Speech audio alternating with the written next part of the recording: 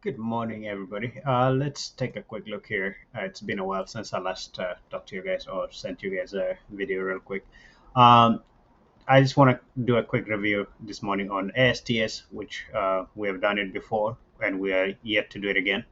Um, this morning it's been a great morning. If you haven't noticed yet, based on how your setup is, you might have a rough time.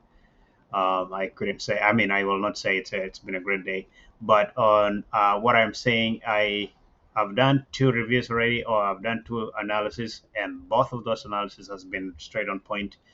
Um, I'm just kind of going to reflect on those analysis on what I pointed out in the past review. In today's trading session, you might see that we are hovering around a level that appears to be our resistance level, which is right around 30, let's call it 37. Let's call it 37, right where I've marked the put the white line. On that white dotted line, first of all, on the left hand side of my screen, I have a 5 minute chart. On the right hand side of my screen, I have a 15-minute chart. The 15-minute chart is for me to analyze the signal. I mean the trend, the strength of the trend, and the 5 minute chart is for me to find an opportunity or entry opportunity. So I have both of those. If the 15-minute chart is still holding some criteria, I will wait for that to always do its thing. But also on the 5 minute chart, I'm looking at pullbacks and whatnot. You might have seen that I have a giant white line in the middle of my screen. That giant white line is just kind of giving me reflection points where where I should consider certain things and where I should not consider certain things.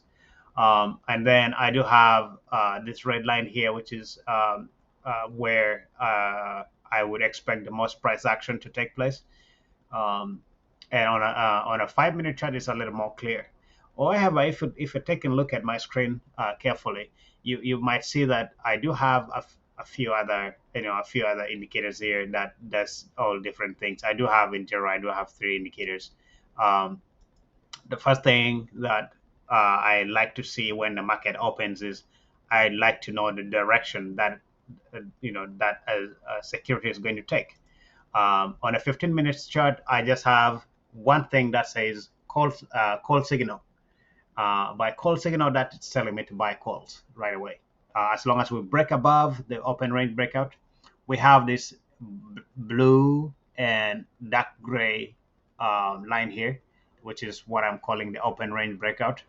Um, and then on a 5 minute chart, I have a very specific thing that says potential uptrend.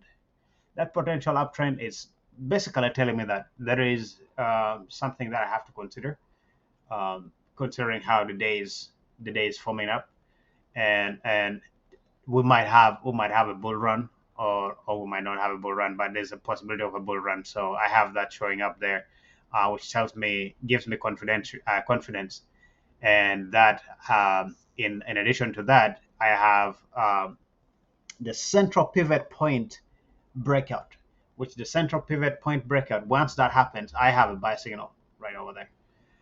So that, along with the 15-minute chart, just give me the general direction of where to go. If I compare this chart with the previous day, you will see that the previous day, um, let's take a look here. We had a call signal on a 5 minute chart, but if I had a 15-minute chart, we would not probably see this. We might see one thing. I'm not going to change the other side. I'm just going to use the left hand side. On a 15-minute chart on the previous day, you see that everything else, nothing broke above the five. I mean, the open range breakout, but we did break below the open range breakout though, which is where most of the signals were true. We had a call signal there, but it was we did not break above the open range breakout. We did break below the open range breakout when we did have a sell signal over there. We did have a put signal also over there, which was good. but generally it was weak. It was a weak signal. But if we look at the day before that, um, the day it came, we broke below. First of all, we had a put signal, which was good, but I would because of this wick on the first candle. The first candle has a lot of big wick, which indicates a very strong pullback. That would also make this false. So then that pullback came around, and we broke above the open range breakout. If I put it on a 5 minute chart, you will see that that day had some good potentials. Um, on a 5 minute chart, you do see that I have it actually on high can. Oh, no, no, no. Is this today? No, it's not today. Never mind. Just kidding. Um, so it does say we have a call signal right there. Uh, we don't we don't include the signal, or we don't consider the signals which are before the market opens. The pre-market signals, just ignore those. The signals within the market open is what we are considering. So we get the call signal right at the market open, right there. That I would consider that. And then we have the potential uptrend, which is at the exact first candle, and then right the next candle breakthrough, the open range breakout. But also the second candle is right above the linear regression, which is that white line over there, and also it's right above the central pivot point. But also at the same time, it's right above the view up. So look at that. We have all that, and then we have the white line over there, which nothing happened at that white line. Everything stayed above the linear regression on the previous day, and everything just kept riding up, just like that. Nothing came below the center pivot point.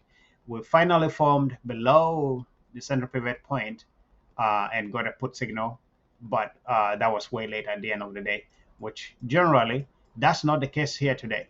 The case here is that today we are hovering above this level here, which is our previous high, and that previous high is acting as our current support and resistance level.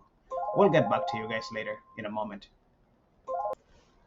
Yeah, so really with this being our current support and current resistance level, we do note that we will hover around here for a little bit before we can break through that, and breaking through that might be a little bit in the next few, if not this week, later towards the end of this week. It might be early next week if there's no other factor hindering this. Um, so, like I said earlier, we're expecting more price action around this red line that I've drawn here. But at the same time, we should be able to see a clear direction coming up here shortly.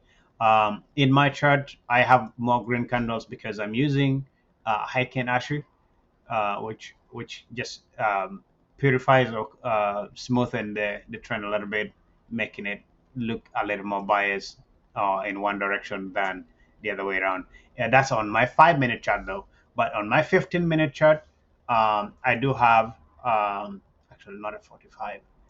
In my 15-minute chart, I do have that. I do have that. Yeah, I mean, regular candle, which is not far from the Ikenashi.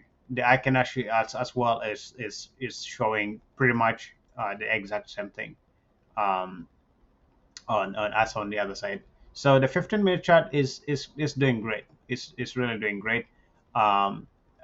Everything is so far doing great, but we are just at that pullback. We're expecting that. I am expecting that pullback to come down from where it is at least to a 28, actually not just even 34, 28, 29 there, 28, 29 there, which is a little bit far actually below which is going to be a little bit below the below the open range breakout. So but that, I'm not saying that's happening today. That's going to happen in the next few. On the 15-minute chart, if you take a look at it, we have that pullback happening actually as we talk, um, but that is on a regular candle. On a Ikanashi, I can actually, like I said, it's very, very biased. It's normally going to tell you something which is the other opposite of the spectrum, but it will just give you a general idea of a general trend, but not what what you would see on a regular candle. My right hand side is pulling back to that price action area. My both of them are already on the price action area. The 15-minute chart on Icanashi is different from a 15-minute chart on a regular candle, because on a regular candle we are still above that red line. It's the same exact line, but on a Icanashi we are already below the line, which is different and a lot more biased. And pretty much I wouldn't like it. But that is it. I will update you guys as the day goes towards the end, later in the day. But for now, you should hold your ground around that support and resistance level and be able to see that that breakout is still going to happen in a little bit. So we're going to be oscillating here back and forth, and in this oscillation process, you can decide to make as many puts as you want or as many calls as you want. It's your choice. I'm not going to make that call for you. So decide on what you think, which play you think you're gonna play, and just stick with it. If I would like to, play calls, I'm just gonna stick with calls and things like that. So that's going to be your calls. As for now, I will leave you guys up to that, and we'll check on you guys or check me out later. Adios for now.